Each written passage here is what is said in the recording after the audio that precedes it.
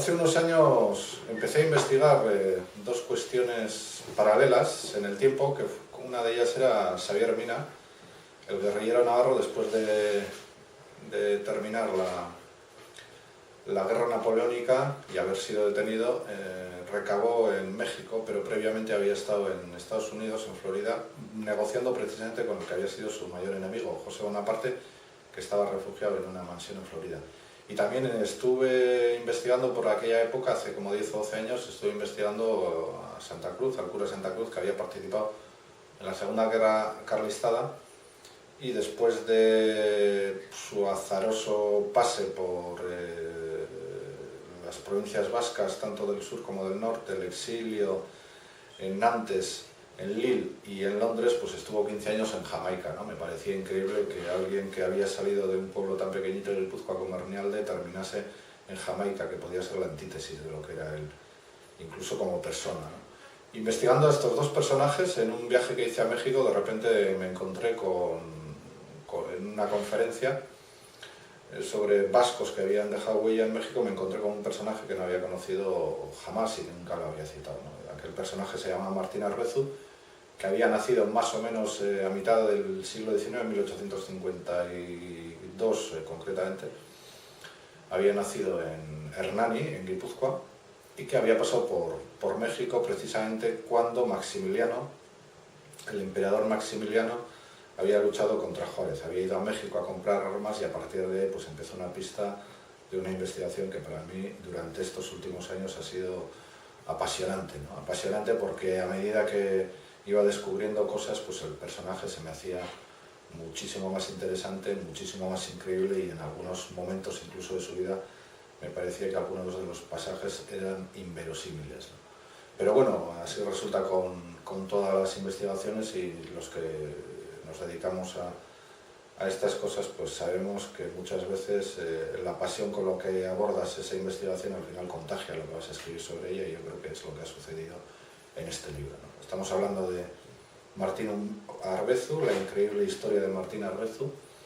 un joven guipuzcoano que con poca edad, no tenía todavía 20 años, se va a México con otro compañero para comprar armas precisamente para las partidas del cura Santa Cruz, antes de la Segunda Carlistada, en las previas a la Segunda Guerra Carlistada, que de México, bueno, en una serie de azarosas circunstancias, tiene que huir y se refugia en Londres, y en Londres, por casualidad o no tan por casualidad, no voy a desvelar algunos de los aspectos del libro, pero por casualidad, podríamos decir, se encuentra en medio de las diferencias ideológicas e incluso personales que se están produciendo dentro del movimiento obrero, entre la primera y la segunda internacional, entre los marxistas y los internacionalistas, llamados entonces, y los anarquistas, para entendernos, entre Marx y Bakunin. Tiene que salir también huyendo de Londres y va a recabar en París, ¿no? En París en aquella época se produce el levantamiento de la Comuna, y allí le pilla también a nuestro joven Martín Arbezu, que será detenido precisamente dentro de todo este movimiento popular que lo conocemos como la Comuna. Y como sabemos además, muchísimos de aquellos detenidos que no murieron, se calcula, como dijo Lissagaray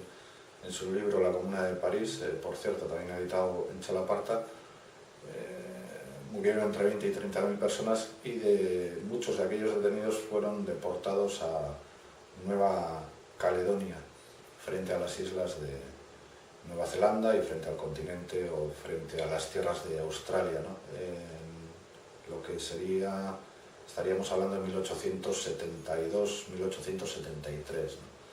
Y allí, en Nueva Caledonia, pues allí va a vivir una vida también bastante complicada Martín Arbezu,